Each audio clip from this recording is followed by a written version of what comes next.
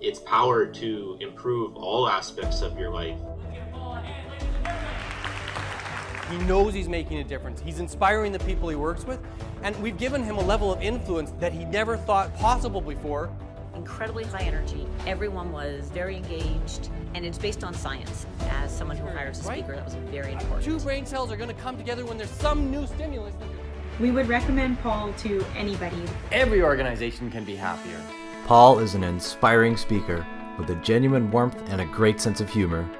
His fresh perspective on leadership, employee engagement, and wellness creates energy and enthusiasm with any audience.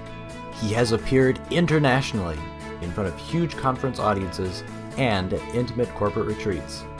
As well, Paul Krismer is a sought-after media expert, providing insightful commentary on the world we live in.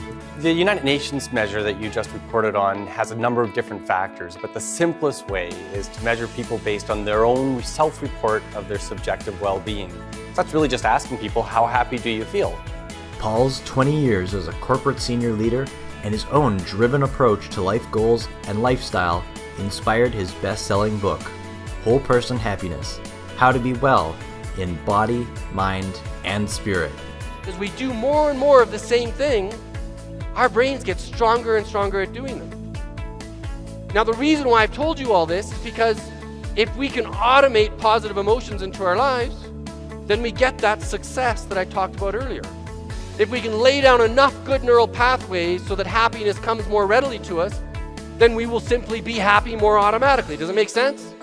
Right? I say, shut up, I'm about to shoot. In my case, I should really pass, but nevertheless, I would be unhappy if somebody interrupted me while I'm in that state of flow.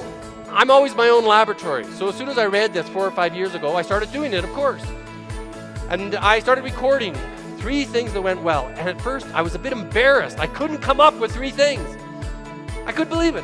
Why can't I think of 3 things? And I didn't want to write down lame things. I didn't want to say, oh, I have no holes in my sock. That wasn't good enough. We don't get tons of learning from positive things. It's the negative stuff we get a ton of learning from. So scientists have contemplated this question of how much positivity do we need to offset our negativity bias? Can you see how quickly this turned around? How impactful this was?